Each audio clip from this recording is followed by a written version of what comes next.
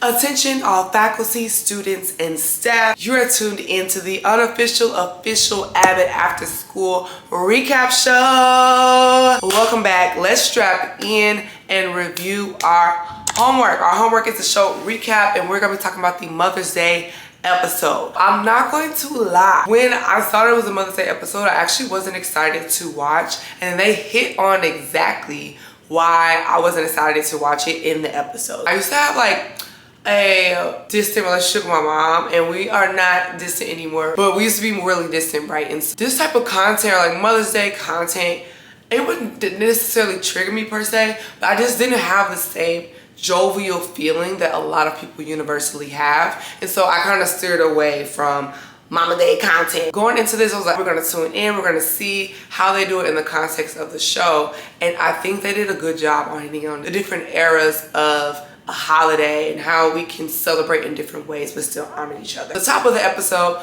we have a funny moment with Mr. Johnson, of course, and I just love how they use his character. I think it is really similar to how we see a funny character in other shows, but also not. Mr. Johnson has such a dynamic arc about himself. He has so many different lives that can continue to unravel as the show goes on. And what we see is Jacob needs something. It's like a game of telephone that goes around. And when Mr. Johnson ends up coming to Jacob's classroom, he is just in a mariachi band attire and ready to share something that Jacob did not ask for. Jacob asked for like a pair of keys. But it just really shows how Mr. Johnson is integral to the Abbott Elementary family and how he's willing to ride for his people. He heard Jacob needed something and it was an outlandish request, but he got the job done and pulled up like in the same day. I love these little peeks and nods to the characters and like how they show up right in their different characteristics, and I think it remains true to who they are as well. Now through the episode, Jacob is trying to get some bread for a field trip,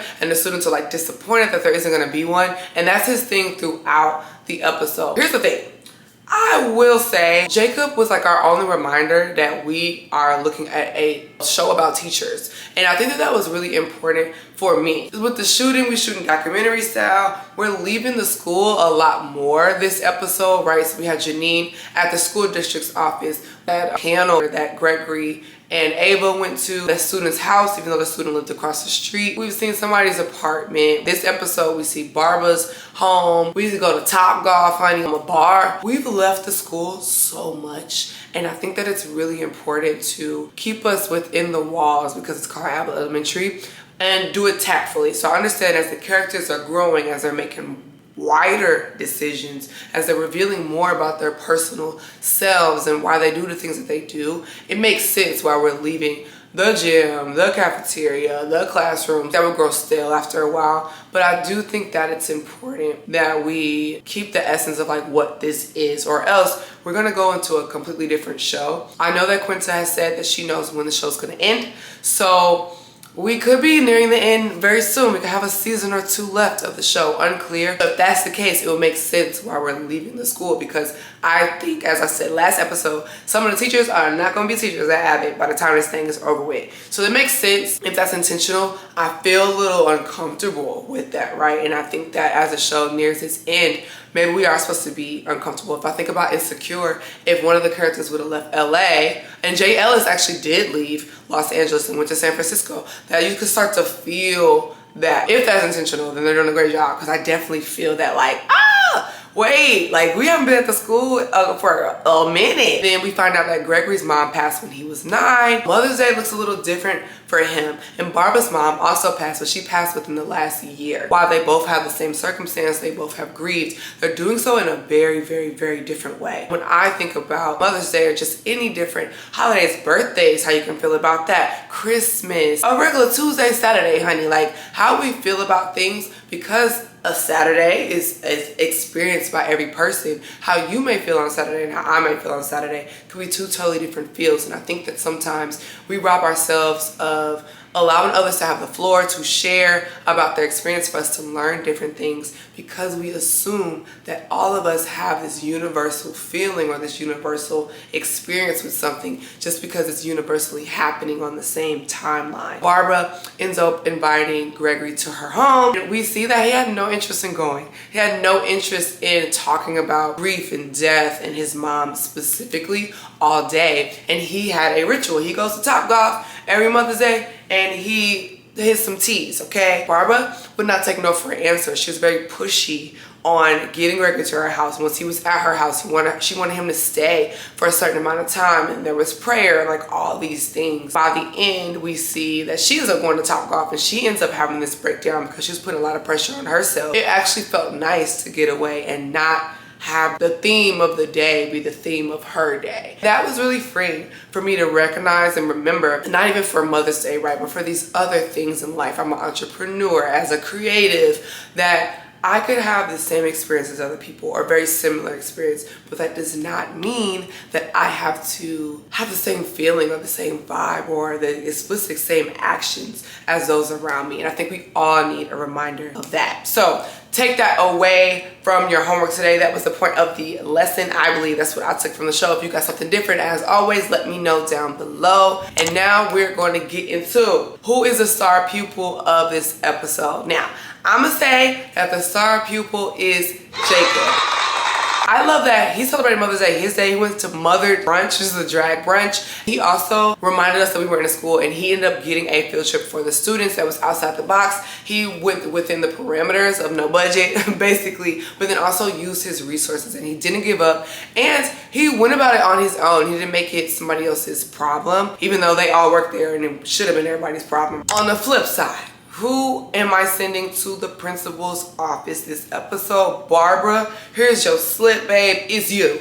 There is no way that she should have infringed upon Gregory's boundaries like that. And it actually was very cringe to see her kind of impose her feelings and herself on him. And I think because Barbara is seen as like this matriarch of the group, she has this mothering spirit. She has her ways about herself, right? But then she also kind of pulls others close, and she like watches for them and those type of things. But then also has some pride. It was hard to see her come in on Gregory like that. I don't think she took into account how Gregory's makeup is at all. Like, she just really didn't. And I think there was another way that she actually could have connected with him, had him open up, and maybe even possibly share more about his mom while still respecting his rituals and his boundaries. It actually made me appreciate Gregory and how he does that with Janine, which I'm gonna get to in a minute. Even Janine, I think oh, Ava is this, or, oh, well, you know, Miss Shamanti is that, or, you know, Mr. Johnson is this. Like, they make these little nods,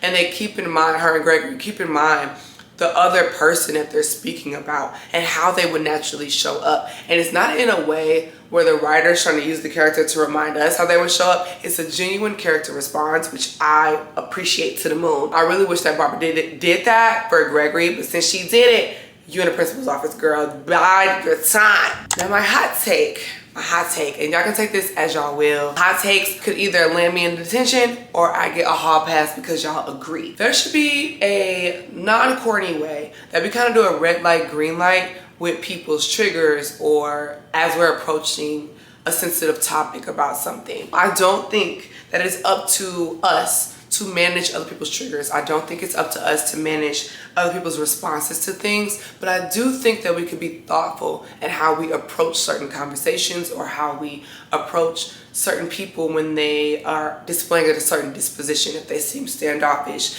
If this thing came on and you're like, oh, are you okay? Like, you seem like you changed your vibe a little bit. I think there's a way to go about that that isn't weird for you, where you're making the moment about yourself, but it also allows space for the other person to kind of let you know, red light, I actually do need a second, or green light, I'm good, I just am taking this in. We should do that more often, and a lot of times we don't. We do like stop sign. This brand shouldn't have posted this because whatever, or this person shouldn't have said that because I had my mom, this happened to me very long ago, and this could be very triggering for people. And it's like, yeah, but maybe they wanted to express that same feeling through their art, and this is how they did that, right? So I think that sometimes we have a very I feel this way, so you need to feel this way, or I don't feel this way, so why are you feeling this way? You're stupid. And I think that there's an in-between that we often do not get to. Really probably not a hot take for real, but I think that sometimes the trigger warnings that are up on things, or even just the expectations that we have on other people,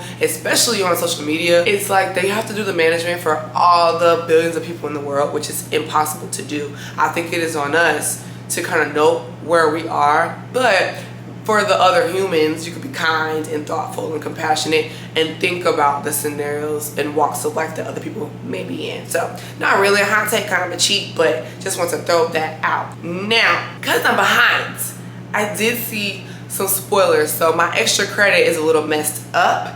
And for y'all, please, please, please, do not spoil the episodes yet. I'm only 2 behind, and I will be watching them this weekend. Gregory and Janine had no interactions. This episode was very intentional, especially after last week, I feel. So they is not fooling nobody. I do know that they kissed on the season finale, so I know something went down, and I told y'all that we were gonna get some chemistry between those two. So how do I think we got there? Unclear. Like, I have no idea, but I know that I have a feeling that neither one of them expected it, right? I thought they kind of put their feelings at bay. Gregory's going about his life. His kids are kind of central. For Janine, her career has taken queen. I really actually would have liked to see more about Janine talk about her being back at the school. I think they just made it this hunky-dory, like, oh, I'm back at Abbott, it's where I'm supposed to be, and I'm fine. And maybe that's true to her character, but I don't know. I think there could be another place that we take that, but I think that's because I, at the end of the day, want her to eventually leave. That's my own little selfish thing.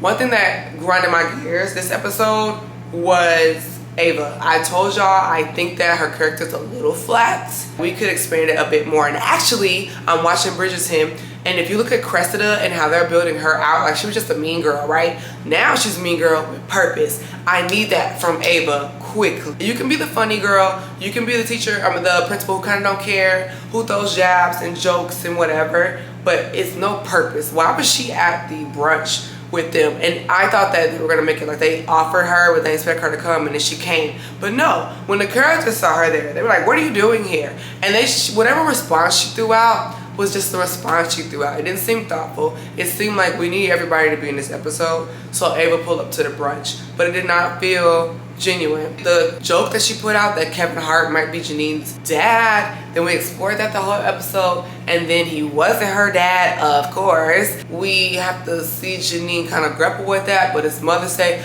I didn't really like that. I'm not gonna lie. Like, I don't really know what I was supposed to do with that. They didn't really resolve. I guess they did. They're like, parent or no parent, like, it doesn't matter who your parents are, like, you are you and you're great. So I guess there was a theme or a thought behind it. I guess they were trying to hit different sides of the coin, where like Gregory and Barbara were grieving a parent, where Janine was dealing with this idea of never knowing a parent and their feelings with that, which is also valid. So I guess that was needed for this episode, but I wish they went about it another way. But y'all know I've been talking about the Philly references, and Kevin Hart is from Philly, I believe. They sprinkled that in, and it wasn't a real cameo, but you know, a little shout out. And I just love that they're doing that. If I ever make a show, we're gonna have some St. Louis something in there, okay? Actually, it will be shot partly in the city, maybe not the whole thing, but partly shot in the city, and I would definitely source some folk from the city. So I love that they're doing that. Abbott team, if you're watching, keep that up. It's like my favorite thing that y'all do. That was the episode. This is Abbott After School. I think that the next 2 episodes are going to be really exciting for me. This one kind of was filler, but it had like a little theme, you know, because it was a Mother's Day episode, but kind of gave fillers to me. I'm ready to see the big boom, especially because I see that these mugs then kissed. I need to see what happens with that. So y'all stay tuned. The next episodes are going to be coming up. I'm going to be watching them down. And then I think I'm going to do some Bridgerton reviews. Y'all let me know. Or Bridgerton show. We can do a little Bridgerton after show. Let me know how y'all feel about that. But I love y'all. Thanks for watching. You are officially dismissed. And I'll catch you next time. Bye.